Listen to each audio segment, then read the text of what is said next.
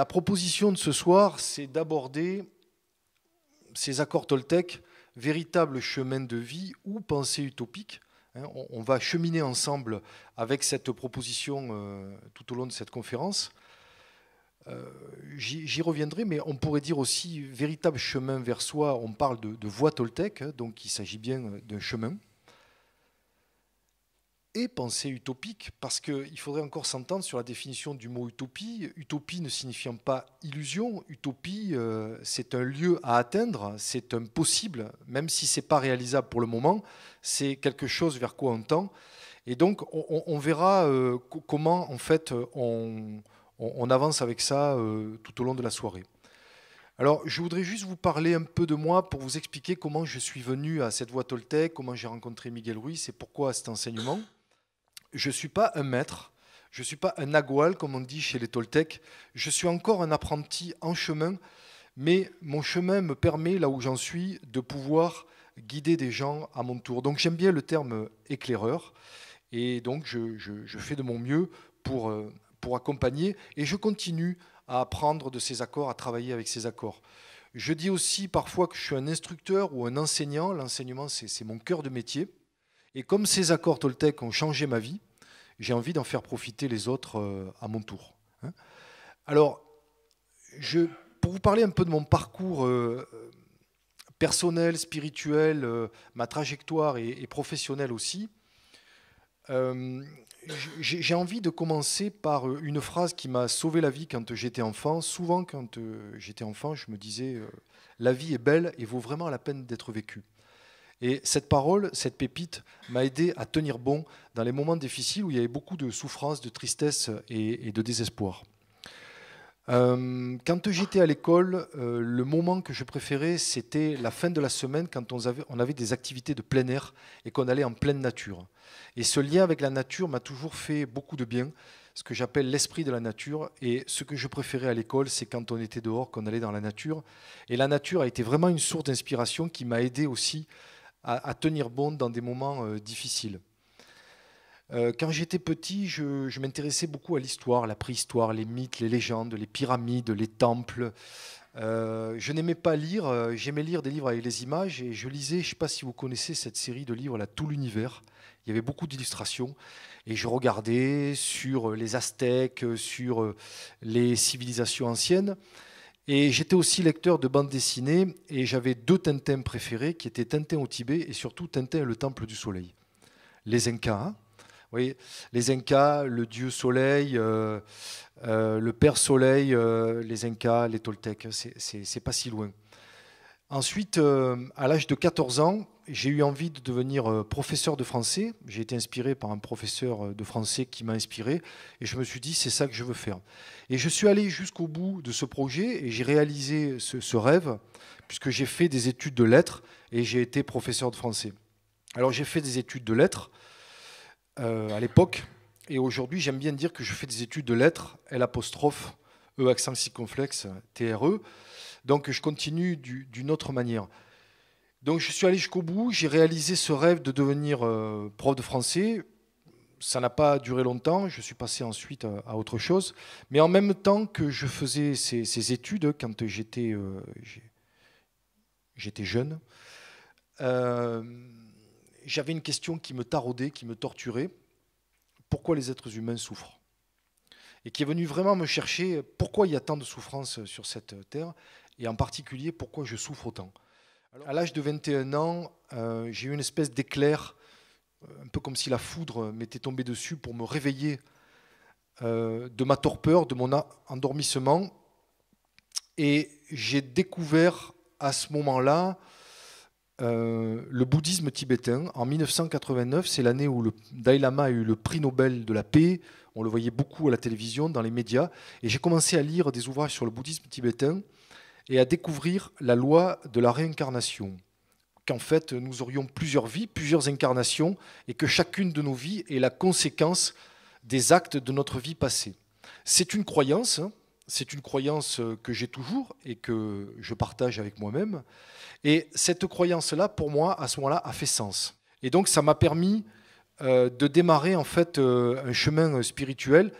Et de vivre avec cette croyance que finalement nous avions une âme immortelle, que l'âme était immortelle, que nous avions plusieurs vies, mais qu'il y avait une immortalité de l'âme et faire des ponts avec la philosophie grecque.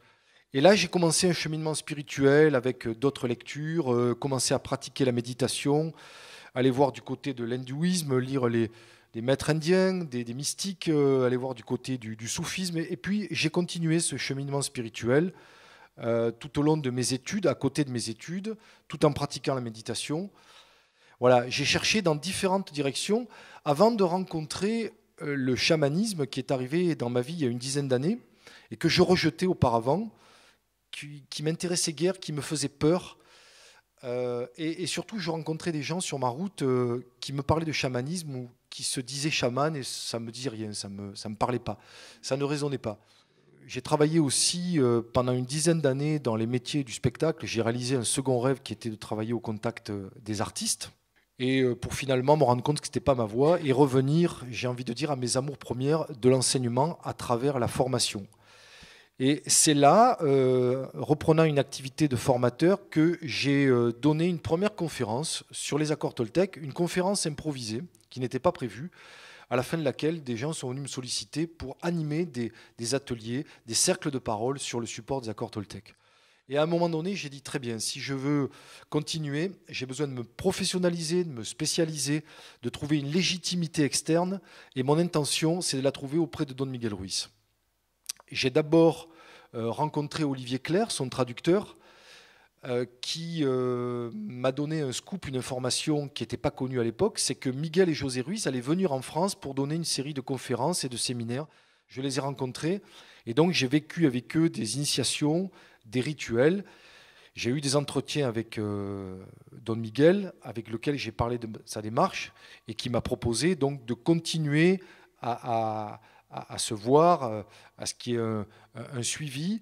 Mais en réalité, à ce moment-là, il commençait déjà à arrêter de prendre des apprentis individuels, ce qu'il a fait pendant des années. Et en fait, c'était José Ruiz, son fils, avec lequel il a écrit, Don José Ruiz, le 5e accord Toltec, qui a pris le flambeau et qui, lui, en fait, m'a invité, m'a incité même, m'a presque dit tu aurais dû déjà le faire.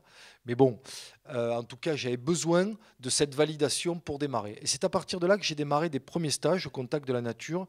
Et ça a toujours répondu. C'est-à-dire que je ne me sentais pas la légitimité et l'autorisation à transmettre ces accords Toltec sans avoir reçu la transmission. Et quand je parle de transmission, c'est une transmission énergétique, vibratoire que j'ai reçue de Don Miguel Ruiz et de Don José aussi. Et voilà, qui est une flamme divine, j'ai envie de dire, qui est là dans mon cœur et qui m'a poussé en fait à aller à prendre cette voie. Voilà, j'espère ne pas avoir été trop long sur cette présentation. Je vais revenir à la conférence avant de rentrer dans le sujet, dans le dur des accords, mais juste un mot sur ces accords. Vous le savez, puisque la plupart d'entre vous avez lu le livre, ce sont des accords que l'on conclut avec soi, au sens où l'on prend un engagement, une nouvelle résolution concrète. Toltec est un mot qui vient du Nahuatl, qui est la langue que parlaient les anciens Toltec dans le centre-sud du Mexique, qui est encore parlée par là, dans les États du centre-sud. Nahuatl, qui en nahuatl signifie parole claire. Vous voyez le lien qu'on peut faire avec le premier accord. Et en nahuatl, Toltecayotl signifie art de vivre. Donc les anciens Toltecs, de leur point de vue, le cerveau, 24 heures sur 24, produit du rêve. Nous sommes tout le temps en train de rêver, de manière plus ou moins importante, plus ou moins active. Mais au moment même où je vous parle, où je transmets ce message, et vous êtes en train de m'écouter, nous sommes en train de rêver, c'est-à-dire de produire de la pensée. La fonction du cerveau humain, du point de vue Toltec, c'est de produire du rêve 24 heures sur 24. Lorsque nous sommes en état de veille, notre cadre de référence, les horaires, le petit déjeuner, les enfants amenés à l'école, la fin du travail, la journée, etc. Il est bien connu, c'est l'état de conscience ordinaire et c'est attesté par la lumière du soleil, par l'éclairage. Et puis, lorsque nous sommes en état de veille, que nous dormons, le cadre de référence change, mais le cerveau continue à produire du rêve. Et là, tout est possible et on entre dans un monde élargi, plus vaste, le monde du Nagual, le monde spirituel qui correspond au monde de la nuit, au monde nocturne.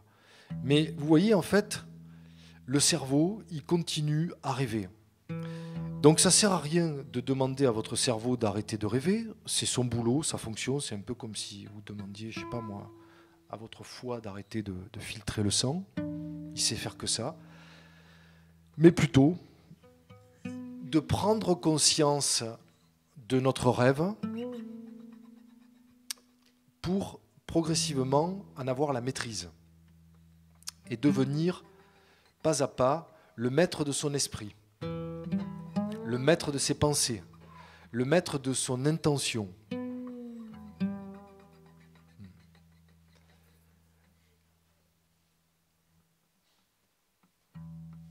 Et lorsque nous venons au monde, lorsque nous naissons, nous arrivons dans un rêve déjà existant, le rêve de la planète, un programme qui est déjà là et sur lequel on n'a aucune prise. Il y a le rêve des humains, et puis à l'intérieur de ce grand rêve, il y a des rêves plus petits, le rêve par exemple d'un continent, le rêve d'un empire. À l'intérieur de ce rêve, il y a d'autres rêves, le rêve des nations. À l'intérieur de ce rêve, il y a le rêve des provinces, le rêve des contrées, le rêve de territoire, le rêve de culture, de religion, d'ethnie, ainsi de suite. Et puis, dans un ensemble plus petit, il y a le rêve de la famille dans laquelle vous allez naître, le rêve de vos parents, du couple que forment vos parents. Et lorsque vous venez au monde, vous arrivez dans ce rêve, dans ce programme. Et vos parents, porteurs eux-mêmes de leurs propres rêves, vont faire ce qu'ils savent faire de mieux, c'est-à-dire capter votre attention pour vous transmettre leurs rêves. Consciemment, inconsciemment, avec leurs moyens. Il est bien évident que si vous arrivez dans une famille où le rêve est un cauchemar, vous allez manger du cauchemar. Mais si vous arrivez dans une famille heureuse, aimante, équilibrée, vous allez plutôt recevoir une nourriture d'amour qui est de meilleure qualité. Mais force est de constater que dans la plupart des cas, eh bien, nos parents nous transmettent aussi leurs blessures, leurs difficultés, leurs poisons émotionnels. Ils font du mieux qu'ils peuvent. Ça ne les exonère pas de leur responsabilité. Mais en fait, ils vont nous conditionner avec leur propre conditionnement, nous domestiquer, dirait Miguel Ruiz, par un système, la plupart du temps, de punition et de récompense. Il faut imaginer un système de triangulation. Le juge est à la base, le juge ou le tyran, et la victime. Ce qui est au sommet, en fait, c'est le livre de la loi. Rappelez-vous, pour ceux qui ont lu le livre. Alors, le livre de la loi, on pourrait parler de dogme, par exemple, d'une vérité qui ne se discute pas. Voilà. C'est le règlement, c'est la règle, et c'est le dogme. Alors qu'il soit religieux, politique, financier, économique, peu importe, voilà. Il n'y a pas de discussion possible. Il faut appliquer ce qui est écrit dans le livre de la loi. Et le juge ou le tyran, en fait, impose son point de vue à la victime qui subit le diktat du juge. Et quoi que fasse la victime, ce n'est jamais assez bien pour le juge qui persécute la victime. Et dans ce système de triangulation, qui forme aussi une sorte de de serpent qui se mord la queue, vous voyez. Mais on pourrait imaginer aussi qu'on est dans une boîte, dans un cube, et qu'on est prisonnier de ce cube. Eh bien, en fait, ce qui se passe là, c'est qu'à force de conditionnement, nous allons progressivement intérioriser la domestication et finalement faire de l'auto-domestication, c'est-à-dire qu'on arrive à un moment où on n'a plus besoin des autres pour se domestiquer, on a tellement bien intégré les conditionnements qu'on s'auto-domestique, je suis trop ceci, je ne suis pas assez cela, j'y arriverai jamais. Voilà. Avec une voix qui parle dans notre tête, c'est un peu comme si un être se nourrissait de notre propre énergie, un système de parasitage interne, sorte de virus dans le logiciel qui fait que une sorte d'être vivant a pris le contrôle de notre esprit, et c'est ce que les Toltecs appellent le parasite. Le parasite qu'on appelle aussi en nahuatl le mitoté. Alors, ce n'est pas tout à fait pareil. Le mitoté, c'est, si vous voulez, la cacophonie mentale. C'est la place du marché. Est-ce que je dois aller à droite? Ah non, mais si tu vas à droite, j'irai peut-être à gauche. Ah oui, mais si je vais à gauche, je vais là. C'est aussi. Vous voyez, le bric-à-brac mental, une espèce de brouhaha. Stop! J'y comprends rien. Voilà.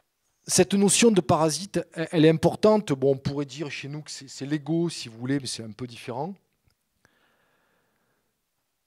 Parce que le parasite, c'est nous et c'est pas nous en même temps.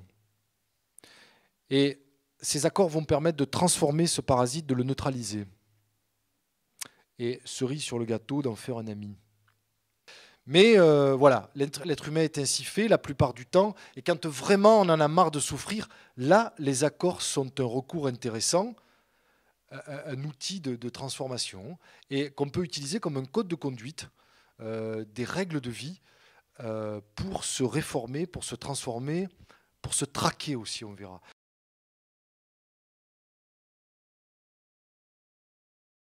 Alors, le premier accord, c'est une invitation à parler avec impeccabilité. C'est le numéro 1.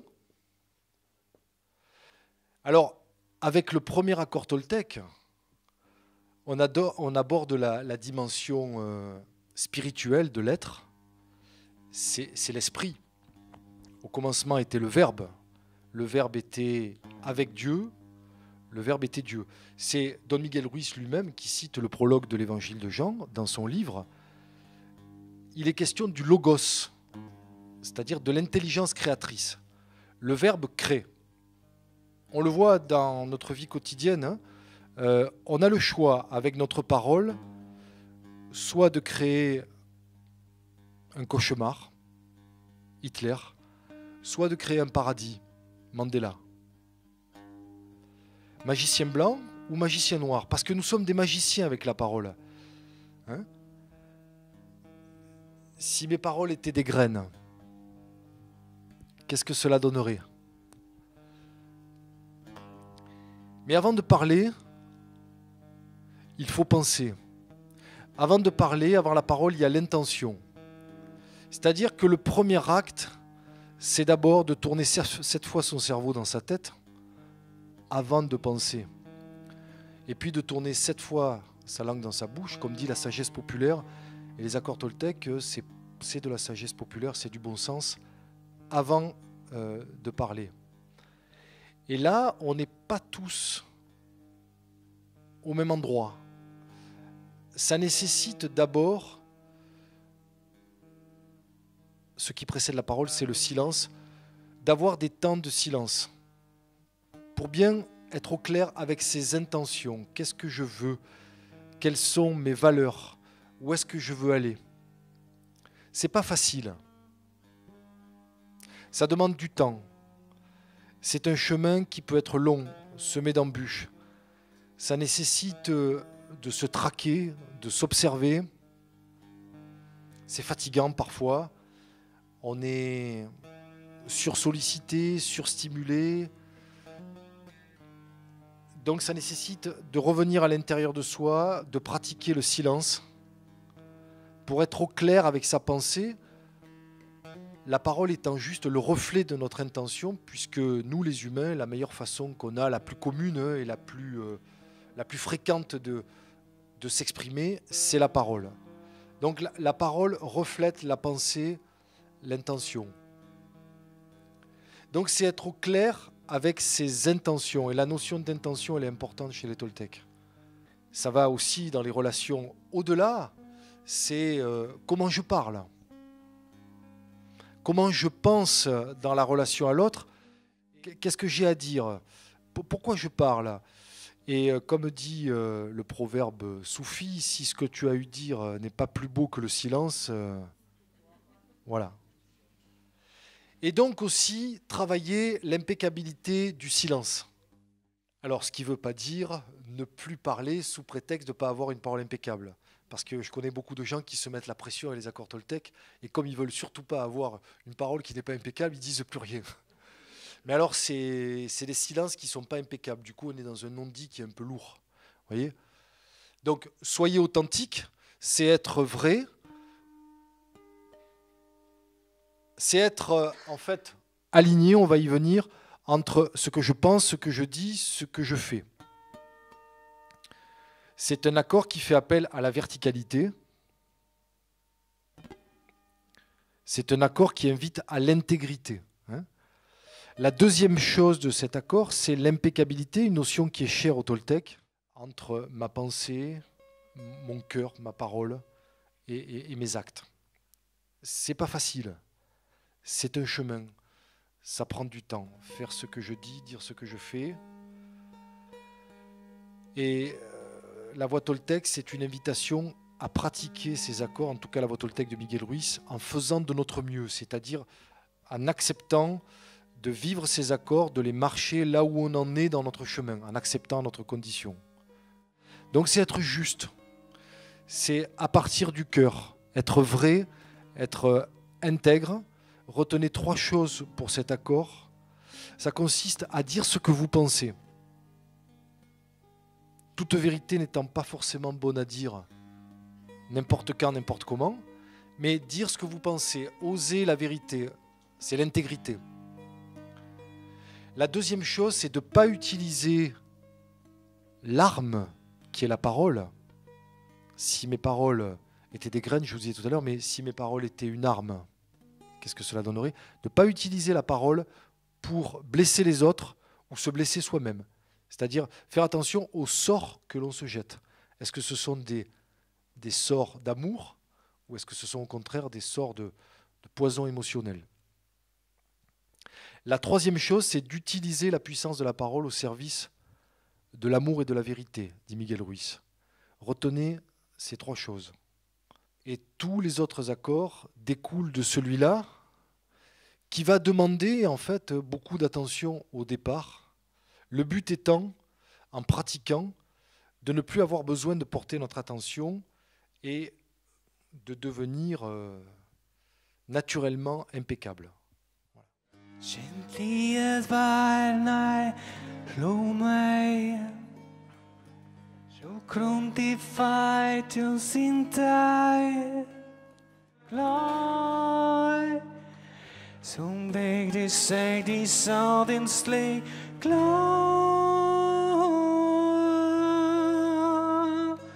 Ut the sun.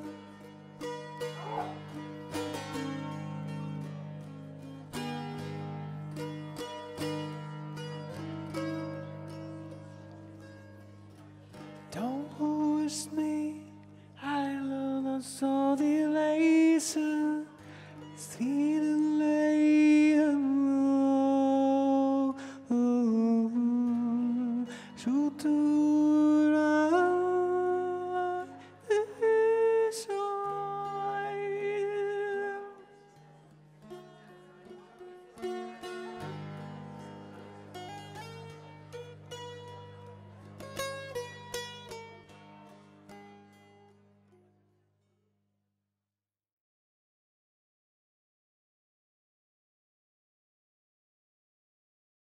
Si le premier est en lien avec l'esprit, nous parle de la dimension spirituelle de l'être, le deuxième nous parle de la dimension émotionnelle du cœur. Donc, c'est un accord qui nous parle des blessures de notre cœur. Et lorsque nous réagissons à des paroles, eh bien, nous exprimons une blessure. J'ai observé que chaque fois que je réagis, quand ça m'arrive, c'est parce qu'il y a une blessure qui s'exprime. En même temps, donc, c'est intéressant de voir, lorsque nous prenons les choses personnellement, qu'il y a une blessure à soigner et à guérir. Et c'est une invitation donc à s'occuper de ces blessures, à les prendre en charge. Et c'est pour ça qu'il est difficile, parce qu'il vient toucher là où ça fait mal, là où c'est sensible, là où ça nécessite de l'attention, du soin, de la guérison. Et c'est là où, dans les relations, on va voir comment la médecine toltèque du cœur, comme je dis souvent, que transmet Miguel Ruiz, va permettre progressivement en fait, de guérir ce cœur, de mettre du baume au cœur, mais de le guérir en profondeur. Une bonne médecine pour ça, c'est le pardon. Ça se fait progressivement. Ça se fait par étapes. La médecine du cœur, elle se fait lorsqu'en fait, on apprend, c'est un outil très intéressant, le deuxième accord, très instructif, pour apprendre la communication et faire la part des choses entre ce qui appartient à l'autre et ce qui m'appartient. Voilà. Je vous donne juste un élément, une clé pour la pratique de cet accord qui n'est pas facile. Ça va très loin parce que Miguel Ruiz dit, même si quelqu'un vous braque avec un flingue et vous tuez, n'en faites pas une affaire personnelle. Et oui, mais parce que ça n'a rien à voir avec moi, avec vous. C'est l'autre qui est dans sa projection, son rêve. Sauf que vous êtes sur son chemin à ce moment-là. Pas de bol ou se dire j'ai une expérience à vivre. Alors, c'est pas facile dans le moment, évidemment. Regardez la situation et regardons les situations. Quand on prend tout ce que nous avons vécu dans notre vie, des choses qui étaient très difficiles, douloureuses, inconfortables, quand on les voit avec recul, on se dit finalement que ça avait un sens, ça avait une utilité, n'est-ce pas? C'est pour ça qu'on entend souvent cette phrase-là, toute faite dans le développement personnel, ah mais tout est parfait. Moi, ça me gonflait ça pendant longtemps. Tout est parfait, tout est parfait. D'accord, intellectuellement, je comprenais. Oui, mais j'ai compris aujourd'hui, du point de vue de l'âme, tout est parfait, puisque l'âme va provoquer, ça c'est mon point de vue, et je le partage avec moi-même, ne me croyez pas, vérifiez par vous-même, soyez sceptiques, soyez toltèques, du point de vue de l'âme, en fait, tout ce que nous vivons est exactement au bon endroit. C'est l'expérience que nous avons besoin de faire. Par contre, du point de vue de notre personnalité, c'est pas forcément agréable, confortable, et on n'a pas forcément envie que ça se passe comme ça. Mais ça, c'est une autre histoire. Vous voyez? Donc, ça va très loin parce que c'est pratiqué finalement avec cet accord par la guérison des blessures, le désarmement intérieur, et parvenir à ce que le poison émotionnel que l'autre envoie glisse comme de l'eau sur les plumes d'un canard. Et ça fonctionne. C'est pas du jour au lendemain, là aussi vérifiez par vous-même, mais à force de guérir le cœur, il y a beaucoup de choses avec lesquelles on ne réagit plus. Et c'est intéressant de faire un inventaire et de se dire, tiens, il y a 6 mois ou il y a 1 an, je réagissais personnellement. Là, je réagissais. Là, aujourd'hui, voilà. Et en fait, ce qui est très intéressant avec cet accord, si vous le pratiquez, c'est que les conflits sont de moins en moins intéressants. En fait, il s'agit de prendre dans cet accord, d'accuser réception, de ce que l'autre dit, ok, et d'observer comment je le reçois. Si je le prends ou pas, mais l'invitation c'est de prendre, mais pas pour soi. C'est-à-dire que l'autre, s'il vous envoie la patate chaude ou la boule puante, ben vous le prenez, mais pas personnellement, puisque vous le mettez à la poubelle ou de côté. Vous voyez, c'est cette idée-là. C'est d'accuser réception, ok, mais bon, moi j'en veux pas de ça. Donc ou je restitue, ou je mets à la poubelle, ou je laisse passer, mais c'est l'idée. Hein, c'est l'idée. Et finalement, l'autre, ce qu'il pense de moi, ça le regarde. C'est là où ça devient intéressant, c'est quand ça vient moi me toucher, quoi. Ça vient me faire réagir. Donc là, il y a quelque chose de sensible à regarder. Voilà. Alors en fait, c'est vrai que, comme dit Miguel Ruiz, si vous pratiquez cet accord, vous avez la garantie d'être immunisé contre le poison émotionnel en plein enfer. C'est-à-dire que les autres peuvent penser ce qu'ils veulent de vous. C'est vrai qu'il y a un moment où on se détache, on se libère du regard d'autrui. Ça va ça? Alors, je vous invite quelques instants à fermer les yeux.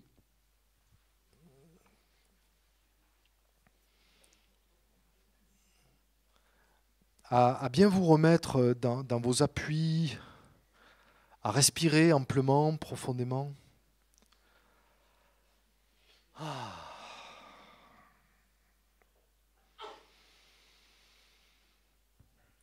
Et puis, à vous visualiser dans un endroit où vous vous sentez bien, un endroit où vous vous sentez en sécurité, en paix. Vous pouvez vous abandonner.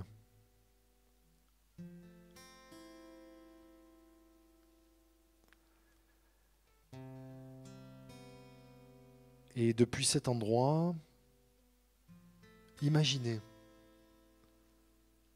si vous deveniez insensible à l'opinion d'autrui.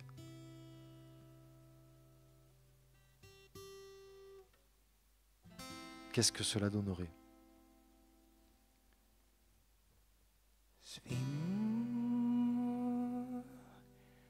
Shines found, crawling by and clear, sunshine doomed by. Qu'est-ce que cela donnerait? Was unknown that I love you more. Si vous deveniez insensible à l'opinion d'autrui. Shine and time with you, God and mine, just so and time.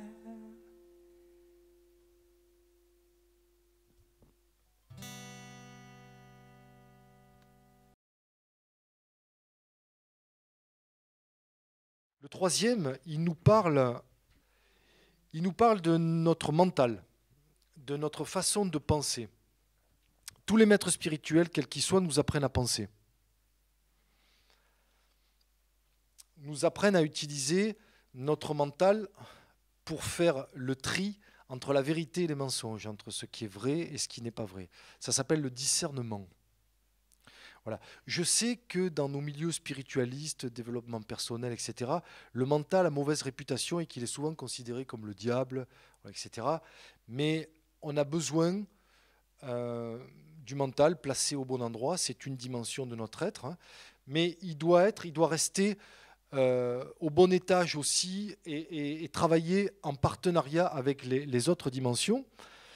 C'est un accord qui parle des suppositions et qui dit ne faites pas de suppositions.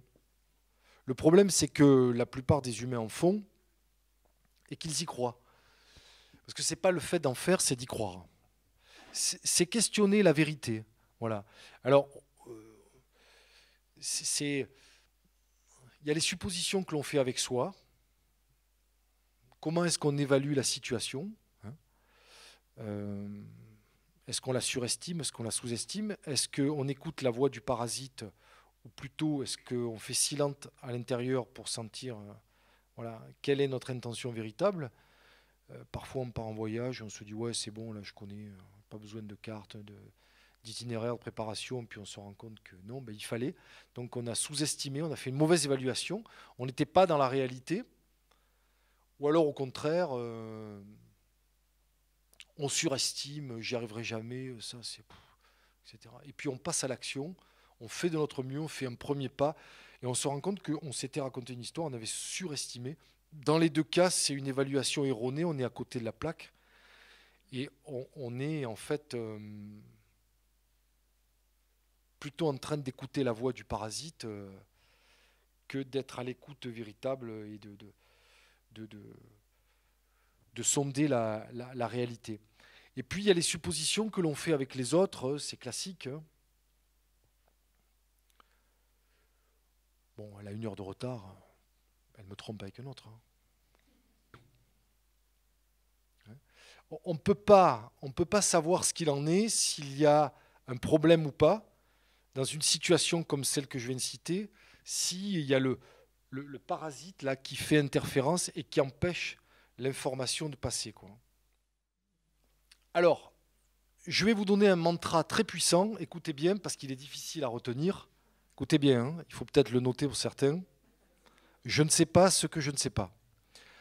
Non, c'est juste pour vous dire que cette histoire-là, moi, elle m'a beaucoup aidé. C'est-à-dire, à un moment donné, stop, j'en sais rien. Je ne sais pas. Et le fait de prendre conscience de ne pas savoir, ça stoppe le mental, ça stoppe le hamster là, ou le parasite. Et ça permet de revenir à ici et maintenant, au corps. Ok, elle a 1 heure de retard. Qu'est-ce qui se passe à l'intérieur de moi? Et je peux me relier à cette personne que je connais, quoi. Bon. Et à sentir, est-ce qu'il y a un danger? Est-ce qu'il y a ceci? Tu es arrivé malheur? Mais je ne peux pas faire le calme à l'intérieur de moi et trouver la paix s'il y a le mitoté là, qui bavarde et qui me parasite. Hein? Je ne sais pas ce que je ne sais pas, ça permet de revenir vraiment à ici et maintenant et de débrancher. Stop. Voilà. Et le fait de faire plein de suppositions va générer du choix et du confort à l'intérieur de vous, d'en faire au moins plus que 2 pour vous rendre compte de ça. Voilà. Ça m'est arrivé un jour dans une situation où je me suis inquiété et ça m'a énormément aidé pour me calmer et me rendre compte que, bon, je ne sais pas. Donc, si je ne sais pas, pourquoi m'inquiéter? Si j'imagine le pire, mais là, je repars dans le parasite, je repars dans un rêve qui prend le contrôle de mon esprit. Prenez conscience de la relativité des choses. Il y a des choses, on a envie de les savoir, mais finalement, est-ce que c'est important? Est-ce que ça va changer des choses dans ma vie de manière significative? Je ne sais pas ce que je ne sais pas. Et le philosophe disait à la fin de sa vie, je sais que je ne sais rien. En fait, c'est mettez-vous en quête de la vérité. La vérité, c'est juste ce qui est vrai. La vérité qui est propre pour nous, mais la vérité, ce sont aussi les faits, tout simplement. La vérité, c'est que vous êtes assis sur cette chaise, dans cette salle à Nîmes en ce moment, et que la terre entière peut dire que ce n'est pas vrai. Ce sera une vérité virtuelle, autrement dit un mensonge. D'accord? Mais personne ne peut contester de manière vraie que vous n'êtes pas assise là. La vérité, prenez-la aussi comme quelque chose de simple. Je sais que la vérité fait. La vérité n'a pas besoin d'être défendue. Les mensonges ont besoin d'être défendus. La propagande, la vérité virtuelle, ce qui est créé par le mental de manière artificielle. Mais vous êtes assis sur cette chaise-là, est-ce qu'il y a besoin de se battre pour montrer que c'est vrai que vous êtes vraiment assis là? Vous voyez, c'est... Voilà. Et en fait, c'est se mettre en quête de la vérité, c'est vérifier, c'est poser des questions. Est-ce que c'est vrai? Est-ce que j'ai vérifié? Est-ce que... Voilà. Et c'est vrai que arrêter de faire des suppositions calme le mental et permet de trouver un état de paix. Ça neutralise aussi le parasite. Hein. Voilà pour cet accord. Je vous propose de faire le yoga de cet accord. C'est juste oser exprimer vos vrais désirs. Poser des questions pour éviter des malentendus, des drames, dit cet accord, des quiproquos. Voilà, communiquer clairement, oser dire ce que vous pensez, ça rejoint aussi l'impeccabilité du premier. Voilà, renseignez-vous, posez des questions, vérifiez, mettez un examen. Ne prenez pas pour argent comptant, ne soyez pas naïf, ne soyez pas crédule. Hein? Vérité ou fiction? Ah, les accords Toltec, c'est super. Est-ce que j'ai vérifié? Est-ce que je les ai lus? Est-ce que je suis allé à une conférence? Est-ce que j'ai travaillé avec? Est-ce que... Voilà. C'est pas la panacée. C'est un outil parmi d'autres. Est-ce que ça me convient? Est-ce que... Vous voyez? Est-ce que c'est un vrai chemin d'exploration intérieure, ou est-ce que c'est juste un concept de développement personnel qui est vendeur et puis c'est à la mode voilà. C'est pour être dans le thème de la conférence de ce soir.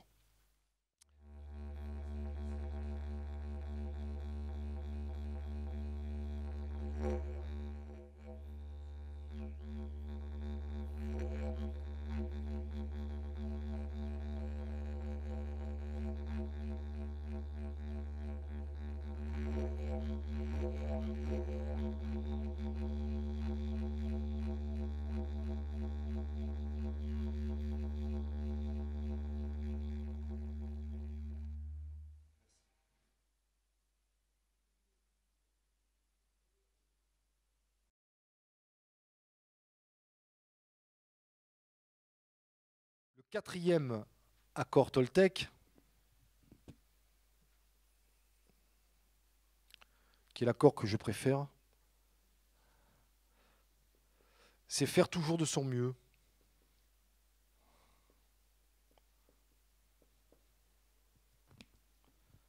Faire toujours de son mieux.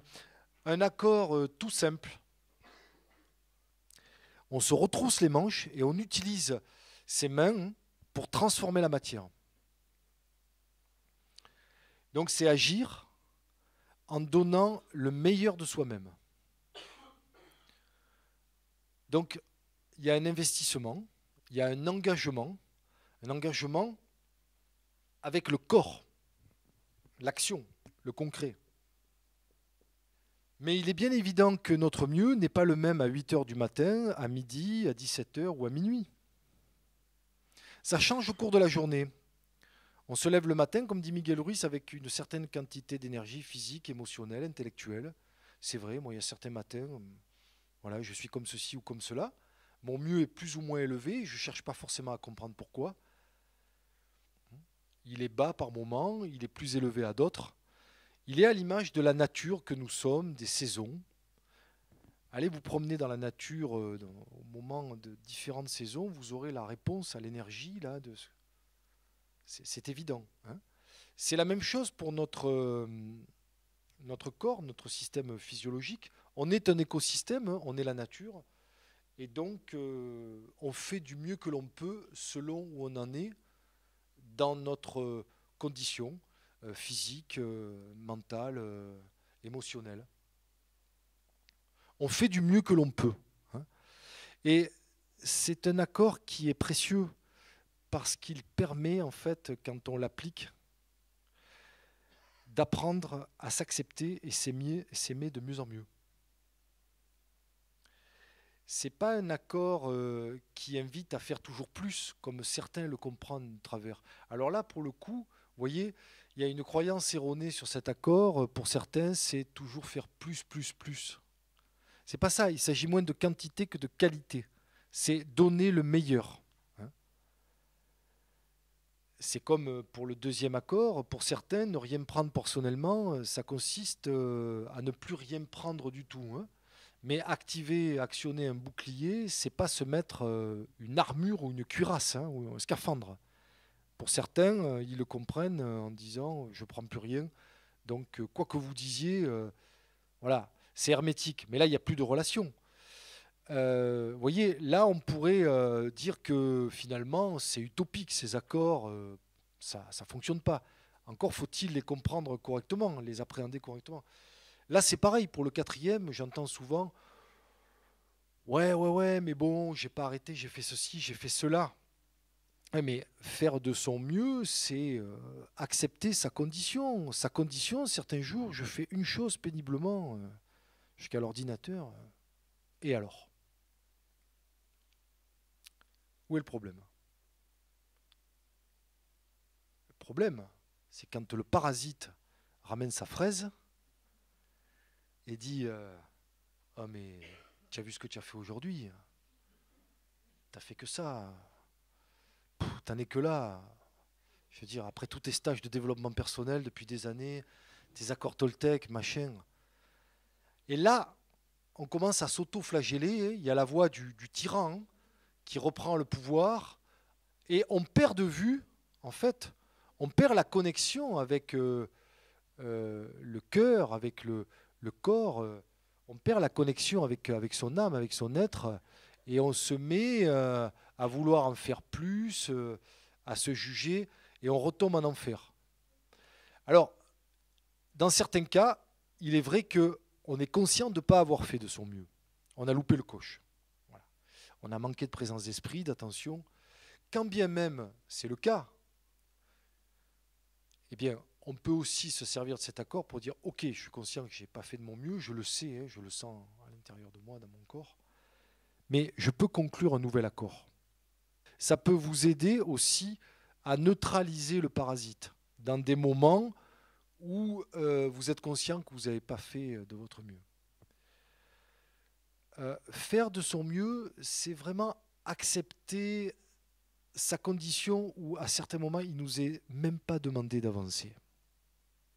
Il y a des moments, c'est ok, on n'y arrive pas. Il y a des moments où on a juste besoin de faire une halte. Vous voyez, c'est ça. Donc ça développe un amour de soi, une autocompassion, diraient certains, une écologie personnelle, une douceur avec soi, une gentillesse, une bienveillance. Cet accord, il a vraiment changé ma vie. Il a révolutionné ma vie. C'est un terme un peu exagéré. Mais il a vraiment transformé ma vie parce qu'il m'a vraiment appris progressivement à m'accepter là où j'en suis, sans me raconter d'histoire non plus. Hein. Et ça permet de s'accepter de mieux en mieux et d'apprendre à devenir son meilleur ami. Et ce qui est intéressant avec cet accord, j'ai testé pour vous, c'est que lorsqu'on fait de notre mieux, chaque jour, notre mieux devient de mieux en mieux. Donc vous avez la garantie de vous créer un futur positif. Hein? Mais tout ce que je vous dis là depuis le début, ce n'est pas la vérité. Je vous expose les accords Toltec tels que je les ai appréhendés, étudiés, compris. Je vous les transmets du mieux possible avec mon approche, ma sensibilité. Mais je ne vous dis pas la vérité. Je vous les présente fidèles à l'esprit dans lequel ils sont transmis, mais je vous invite à vérifier par vous-même si c'est un chemin véritable, hein, pour s'explorer, se transformer, faire de sa vie une œuvre d'art, devenir beaucoup plus créateur, créer plus d'harmonie, trouver un équilibre. Il a quelque chose de bouddhique, je dis souvent cet accord. Voilà. La voie du milieu. C'est vérifier par vous-même si ce que je vous dis depuis le début est un vrai chemin qui vous permet de mieux vous connaître et de transformer vos relations, votre vie quotidienne, de transformer votre rêve, votre intention, ou si c'est juste du discours. Ça va dépendre de chacun où vous en êtes, comment ça résonne pour vous, comment vous êtes réceptif ou pas, et quel est votre engagement et votre implication à travailler avec cet outil, et comment vous avez envie de vous en servir ou pas dans votre vie quotidienne. C'est à chacun. En tout cas, si vous évaluez que votre mieux avec les accords Toltec, est-ce que je fais de mon mieux pour pratiquer ces accords, est bas aujourd'hui, il peut devenir élevé demain. Si ce qui est utopique aujourd'hui peut devenir réalité demain, ça va dépendre comment vous cheminez avec ces accords. En vous aimant de plus en plus, vous allez donner de l'amour à votre parasite et le neutraliser. Et il va devenir progressivement, parce que le parasite, c'est vous, et c'est pas vous en même temps, on l'a vu, il va devenir votre allié, votre ami. Et là, il y a un palier qui est intéressant à franchir, c'est que ici, à cet endroit, le parasite, il a perdu beaucoup de pouvoir. Et il commence sérieusement à vous lâcher les baskets. Et donc la vie devient beaucoup plus facile, beaucoup plus fluide, beaucoup plus harmonieuse. Il n'a pas dit son dernier mot, vous n'avez pas gagné la guerre, mais vous avez gagné une bataille importante. Parce qu'il reste ensuite un accord très important qu'on n'aborde pas ce soir, parce que je n'ai pas le temps en conférence de parler du 5e accord Toltec, qui est un enseignement complexe, magique et puissant à lui tout seul, parce que c'est un chemin spécifique aux ruisses qu'ils empruntent pour dire quelque chose de très simple. Mais ils ont une façon de le dire qui est à eux, originale, et qui n'est pas évidente à comprendre de prime abord. Mais c'est un enseignement sur le doute. Hein, soyez sceptiques, mais apprenez à écouter, dit le 5e accord. C'est un enseignement sur le pouvoir du doute, le scepticisme éclairé, pour arrêter de croire ce que les autres disent avec des mots. Les mots étant des symboles, n'étant pas la réalité, mais une représentation de la réalité, pour écouter l'intention qui sous-tend les mots, pour comprendre le sens du message véritable. Voilà. Mais j'en reste là avec le 4e, et en guise de conclusion, je pourrais dire aussi qu'on pourrait imaginer un 6e accord Toltec qui pourrait être « je change le monde, changer le monde en vous changeant ». En effet, à la fin du 5e accord, Miguel lance cet appel auquel j'ai répondu, j'en parlais en introduction. Aidez-moi à changer le monde. Aidez-moi à changer votre monde. Voilà, parce que je change le monde en me changeant. Voilà. Et changer son monde, ça nécessite ce chemin, ce travail, cette patience, cette traque. Hein. Voilà. Et c'est ce qu'on va explorer quand on va plus loin dans les ateliers. Et on verra aussi comment le 3e et le 4e vont aider dans les croyances.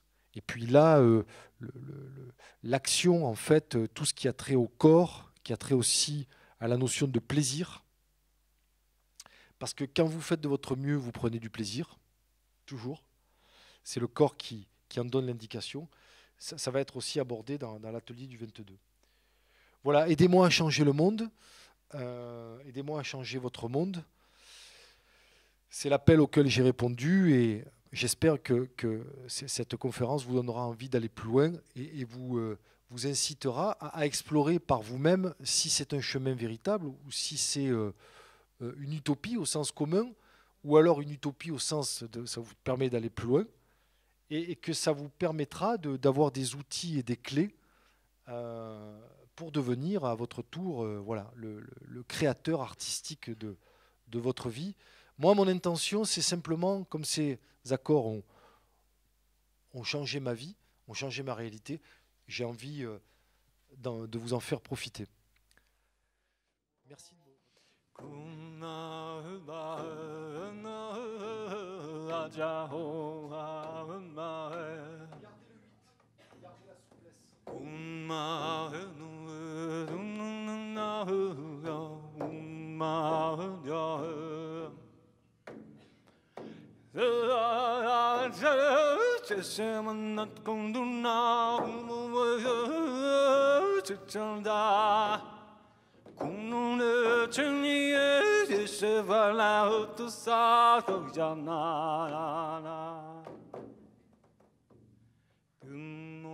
Good